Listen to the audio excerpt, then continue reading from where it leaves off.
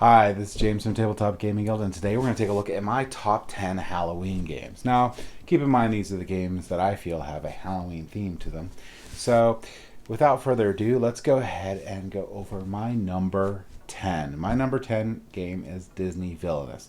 Disney Villainous is a really cool asymmetric game where each player gets their own player board, own deck of cards, and their own sort of game. They'll each have a completely different way that they need to win the game, and they're going to be playing through their deck, doing different things to meet the objectives first. Now, other opponents can place their heroes, the opponent's heroes, against them. So, Jafar might have Aladdin show up or Abu and cause some problems, and that player has to deal with them. So, that is the player interaction in the game of just sending that player's heroes out to defeat them. And the nice thing about this game is it is very easy to teach. It has Disney characters and villains that most people know, so it's really easy to get people into. It's a really great gateway game or to get people into the hobby. And great art, great component quality. And that's my number 10, Disney Villainous.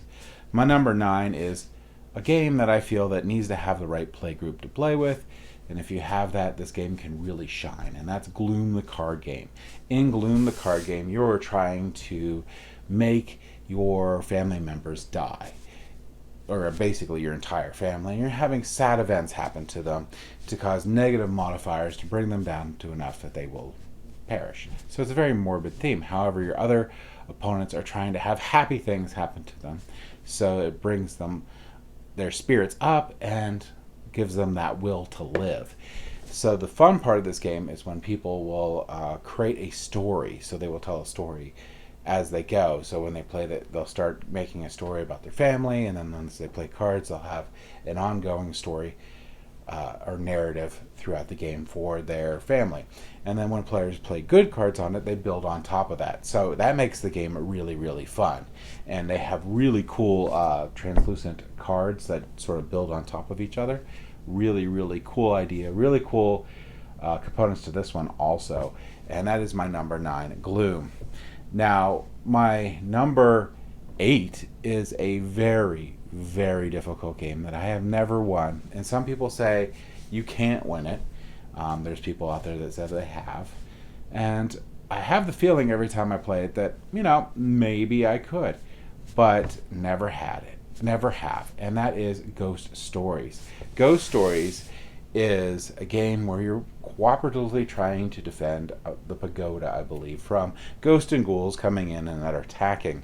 And you have to do this round after round until the big bad comes, and then you have to destroy the big bad. I have never made it to said big bad, but it is a lot of stressful, good fun playing with friends, trying to keep these ghosts off, and just have that feeling that we could have maybe made it, but towards the end, yeah, we're dying. It's a really fun game. I don't mind not being able to win it, and that is Ghost Stories. So my number 7 is from a line that I've really grown to love. I have played almost every single game that they have except for their Vikings version. And as time goes by, the newer games they have are getting more and more thematic, more and more in my style. And this one was just amazing, and that is Tiny Epic Zombies. Tiny Epic Zombies has multiple different modes. You can do cooperative, you can do one versus many, you can do competitive, so it has a lot of different modes, but my favorite is the cooperative mode where you have, I believe, 3 objectives or a number of objectives out, and you're trying to complete those to win the game. However, you also have to deal with the hordes of zombies coming in and ruining your day. It's a very fun game. It's not nearly as hard to beat as Ghost Stories, but it's a lot of fun. And I really like the item meeples that come with this. And the item meeples are these little meeples with little peg holes in it that let you attach the equipment that you are getting to the meeple, so you can see like a physical representation of the items you have. Really cool, really fun. Highly recommended out of the Tiny Epic line, and that is Tiny Epic Zombies. Now, my number 6 is one that sat on my shelf for a while, played it, Loved it. Played it again. Loved it even more. Played it again, and it is the greatest. It has made it to my top 10 games of all time, and I just enjoy the fun nature and thematic nature of just going in there, fighting as hard as I can, gaining these powers, and just the build up of the game. And that is Cthulhu Death May Die. Cthulhu Death May Die is designed by one of my favorite designers, Eric M. Lang, and I believe he also did it with Rob Daviau. And in the game, you are trying to take out an elder god. You're trying to prevent the cultists from being able to summon the elder god to full power, and you're trying to take him out before he comes all the way into our world and destroys it. In this game, you already start out insane, and you're building on your insanity to unlock really cool abilities for your characters, and there are a ton of characters for this game. You will have to watch out though, because if you go too far, your character will die. So you're getting all these abilities, unlocking all this cool stuff, you're becoming more and more powerful, but there's a cost to that. Also, you have to watch your health, and you have a stress meter, and you have to be able to complete or be able to disrupt the ritual before the Cthulhu or the Elder One can even be hurt. So there's a lot of really cool things, a lot of really cool objectives, really good, stressful game. And I really like how you can mix and match like the scenarios. I have 2 seasons of it, and there's a lot of episodes in each of the seasons, 12 maybe, I think.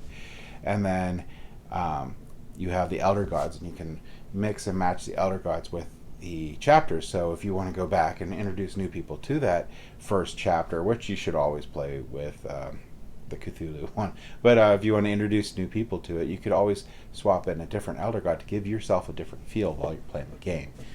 Really love the game. That is Cthulhu Death May Die, my number 6. My number 5 is the quintessential Halloween game that I think is like the campiest one. Well, maybe not, but it's a very campy game, and it's very, very, very Halloween themed.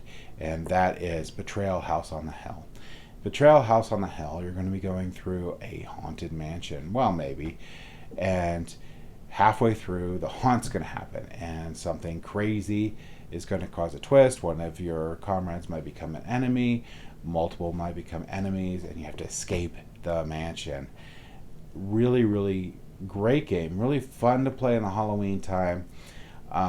It's not as high up on my list because of another game that I think that does it better, but it is still a great option, and there's so many scenarios for this game. It is insane, and that is my number 5, Betrayal House on the Hill.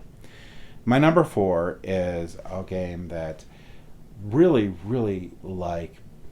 And whether you're playing Jack the Ripper or you're playing the police trying to catch Jack the Ripper, it is a really fun deduction style game. And that is Letters from Whitechapel. In Letters from Whitechapel, you're either playing as Jack the Ripper in a hidden movement style, trying to do so many murders and get away with it before the end of the game. If you're the policeman, you're just trying to simply catch Jack the Ripper and figure out what paths he's taking. So he will have a home base that he has to go back to all the time, which is secret. And if you could figure that out, you could basically figure out his paths and capture him. It's a really fun game. There's a lot of replayability to it because the better you get at it, the better you'll get at either of the roles.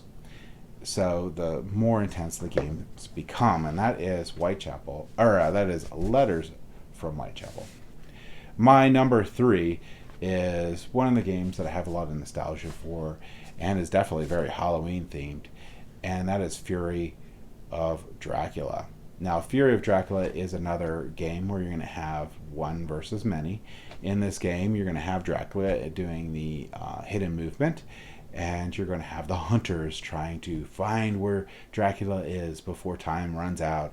Dracula's going to try to mature vampires. He's going to try to throw you off his trail, and the hunters are trying to locate Dracula and put a stake into his heart.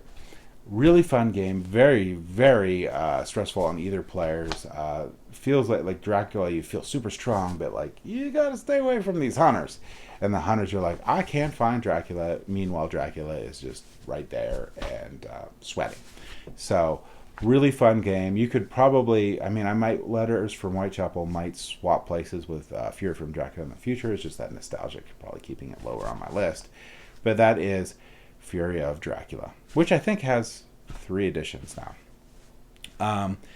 My number 2 my number 2 and my number 1 are on this list, are on my top 10 list, and they have been forever, I think. My number 2 is, I have so many great memories playing this, and it is an amazing Halloween style game, and that is Dead of Winter.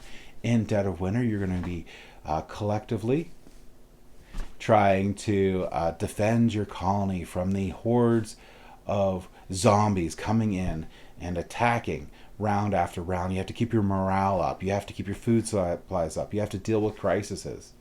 But one of you might be a traitor. The cool thing about this game is everyone has a different win condition in the game. Now, all the other players, if there is a traitor, still need to have the main objective met to win the game. The traitor does not want the main objective to be met, but has a different ulterior motive. Each of the other win conditions will be things that basically make them seem like semi-traitors, like you need to have 3 things of food in your hand at the end of the game. Those are food that you could be using to complete a crisis.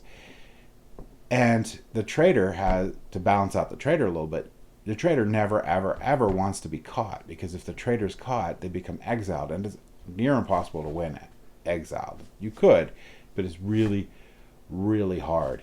So there is a lot of balance in the game. Normally the traitor will come out in the last couple seconds and be like, haha, if they can. But really love this game. Really love the narrative, crossroad cards that come in, and the story that you build in your mind as you're playing it and as you're around the table. We've had lots of great stories from this. I will play this game anytime and just love it. And that is Dead of Winter. My final top 1 game is going to be Mansions of Madness. Oh my gosh, do I love Mansions of Madness. Mansions of Madness, I think, is the perfect Halloween game. It is so amazing. In Mansions of Madness, it's going to be app-driven, so it's not even going to be one versus many. Everyone's cooperatively trying to complete a scenario. And if you have the majority of Mansions of Madness, there's a ton of scenarios, and each of them are drastically different. You want to be in a murder mystery, there's one for that. If you want to be running from a big, huge monster, there's one from that. If you want to be trying to figure out a mystery on a train, there's one out for that. If you want to try to find a hidden traitor on a ship that is sinking, there is one for that. There is so much stuff, and the app really, really adds to the immersion. And that's what really hurts, I think, Betrayal House on the Hill, is having all that admin work that's in it. Removing all that is another thing that makes Mansions of Madness amazing. Not only does it remove that and take care of it all for you, but it adds a theme to it, because it has music. It'll have different like puzzles that you have to fill out. It's just perfect. And that is my number 1 Mansions of Madness. Thank you for watching my Halloween top 10. I would love to know, what is your favorite Halloween game? Please put it in the comments down below. And I would love just to see, like, what is everyone's top Halloween game. Thank you for watching.